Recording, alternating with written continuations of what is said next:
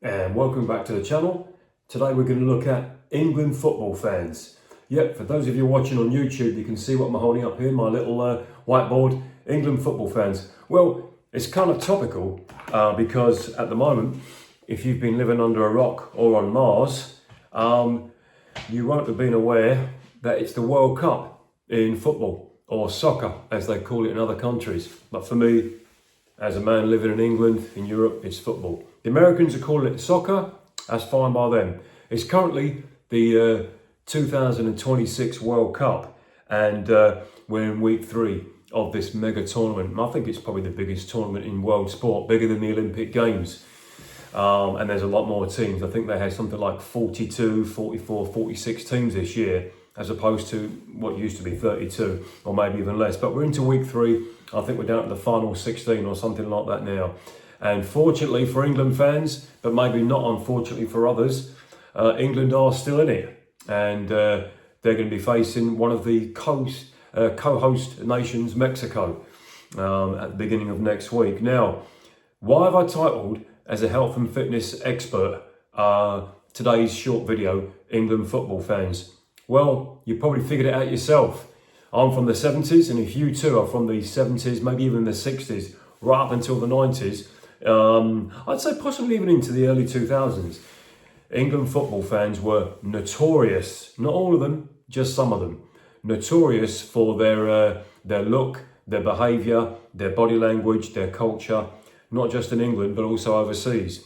And that's not to tar everybody with the same brush, but of course the tabloids were quick to point out on the newspapers, on the Daily News, on the TV, on YouTube, social media channels, what England football fans are actually like. And I suspect if you scratch beneath the surface, there's probably a lot of decent lads out there who are football fans, who look after their health.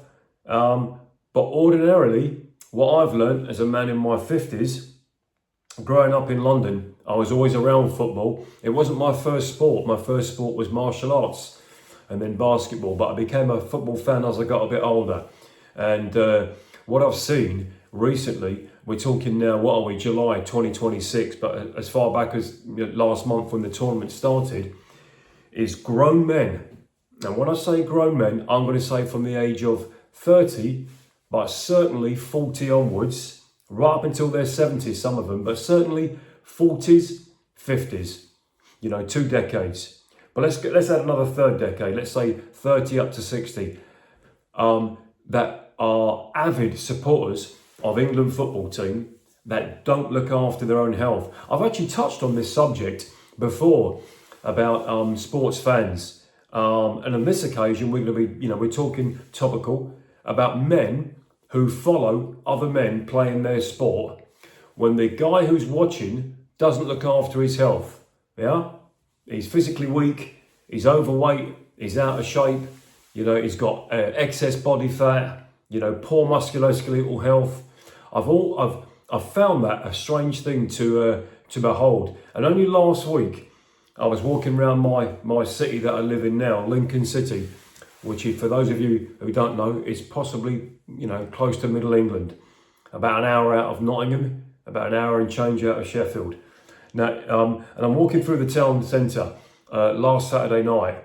I was out enjoying myself on a social do, and I saw hundreds and hundreds of blokes, dudes, men, walking around with England football tops on. Those white ones with the crosses on? Again, I'm no fashion expert, but I know bad taste when I see it. Okay, it's okay if you're a little boy, if it's for your son, your niece, your nephew. If you play football, then wear all the kits you want. But to the naked eye, these dudes don't play football or soccer. They don't do anything.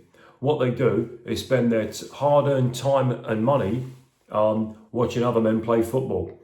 And if you think about it, if you're unhealthy, if you're physically unhealthy and you know who you are, yeah, that is an absurd thing to do. It is it's as bad to me as vaping or smoking. If you're going to football games, watching England, yeah, and you use this kind of quasi, almost religion, this culture or this tradition of Well, I always do it every 2 years for the 4 years for the Euros and every 4 years for the World Cup. Well, they don't play them at the same time. It's only 24 months between those two big tournaments, the Euros and the World Cup. So John, Dave, Barry or Steve, whoever you are, they give themselves permission to go on drinking benders for up to a month when England are playing in the World Cup. And actually, what I've seen as well is when I'm watching the World Cup highlights, I only have about 15-20 minutes a day, if that. I ain't got time to watch the full games. When I watch them, quite often the cameras that are at these games, they show the crowd. They've got these kind of, these cameras that zoom in on the crowd. And you can rest assured, when it's England, and England have played, Ghana, they've played, I think it was the Ivory Coast. Yeah, they've got Mexico next. The cameras zoom in on the England fans there. And yes, there's going to be some groups of lads that are going there having a great time. It must actually be quite a fun thing to do, to go away for 2 weeks, 3 weeks, 4 weeks, depending on how deep we go into the tournament, and actually have a great time with your pals, yeah, and watch the sport, whether you're watching England or not. But these guys are all decked out in England tops with Harry Kane written on the back, or, grown men in their 40s and 50s with Jude Bellingham on their top, a lad that's half their age and who's worth infinitely more money than they are, yeah? These blokes, the cameras show them, and they're always grossly overweight and badly dressed. Now again, doesn't matter what brand of clothing you wear, I don't care about that. But again, a badly dressed man when you see one. And you see these guys walking around town, big bellies, double chins, saggy face, and they wear those knee-length cut-down denim. They wear those knee-length denim shorts, yeah? Little white Reebok trainers and their white socks with their Beckham t-shirt, their Harry Kane t-shirt, England t-shirt. And you look at them smoking and vaping. And I think to myself, yes, it's a free country, within reason. Yes, it's a free world, within reason. Yes, we are entitled to, and we can legally do whatever we want. But that doesn't mean to say you should.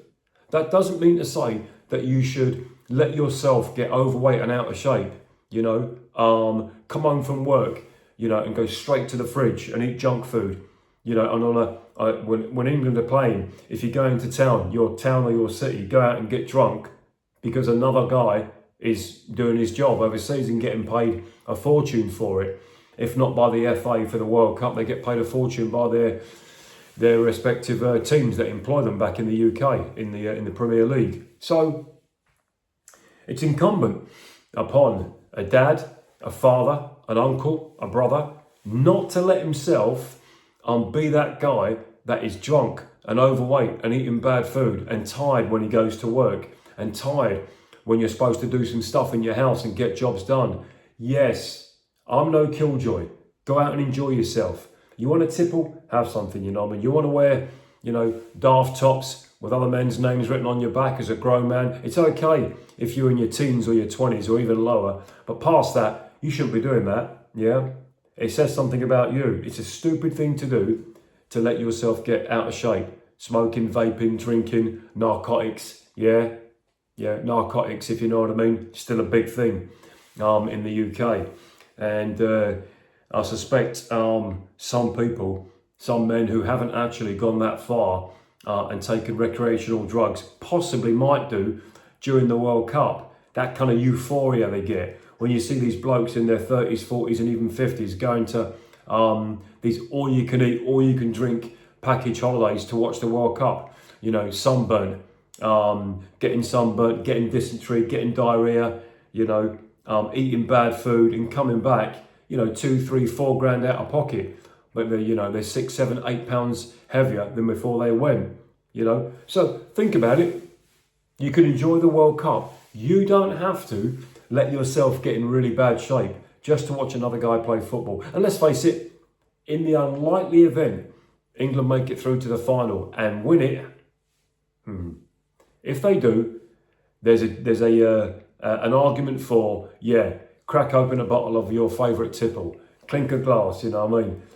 Why don't you cook your missus a meal or cook your pals a meal or do something? but you don't have to be inebriated. You don't have to be high or intoxicated on legal or illegal pharmaceuticals. Yeah, England football fans, you can still be a fan. Yeah, I like the World Cup. I like watching England sometimes. I don't watch a lot of the stuff in between. You know, I like football. I watch the Premier League, but you know, I can watch England, Brazil, Argentina, France. Yeah, you haven't got to actually be almost sociopathic with whoever you follow. That's it. It's just a kind of a short one. This isn't a rant. This is an observation. Yeah. I think if England beat Mexico next week and they go on to face whoever it is in the next round in the quarterfinals, the semi-finals, and hopefully the final, we're going to see. I mean, the landlords and the breweries must love it. You know, pub landlords, you know, the takeaways, the kebab shops, the cab services, Uber, anything that that's not the right word. Anything that actually capitalizes on. Remember, I'm a firm believer in capitalism as no one gets hurt. They must make a fortune. You know, forget just the actual streaming services and the broadcasters. You know, pub landlords, restaurants, takeaways, all make a fortune, and they want England to stay in the World Cup. Because if I had one of those lines of work, I would do as well. But listen, look after your body, look after your health, gents. Yeah. Back to my little clipboard. Yeah. England football fans, you can still be a football fan, but you don't have to be fat, lazy, out of shape, obnoxious, misinformed, just to actually watch these guys play football. Stay healthy, drink your water, do your exercise, lift your weights, go walking, swimming, play your golf, play your tennis, go boxing, mixed martial arts, get your stretches, see your sports therapist, see your personal trainer, see your chiropractor, see your nutritionist, your physician, whatever it takes, and you can still watch the football, and you'll wake up the next day sober, whether they've won or lost. That's it. That's today's short one. Happy summer, folks. It's the World Cup. Let's enjoy it. You know what I'd like to see? I think if it's possible, I'm not sure how the draw goes. England versus Brazil in the final. What a final that would be. You know, for neutrals as well. That's it. My name's Tristan Lowe. The channel is Health No Filter. Find me on YouTube, Spotify, Amazon Music, Apple Podcasts. I've been away for 3 weeks. I'm back on form now. Please feel free to comment, and I'll be happy, more than happy, to answer. That's it. I'm a professional personal trainer, and I'm a qualified sports massage therapist. I've been exercising since I was 11. That's a long time if you know my age. On to the next one. Thanks for watching. Thanks for listening. Good luck, England. World Cup. Bye for now.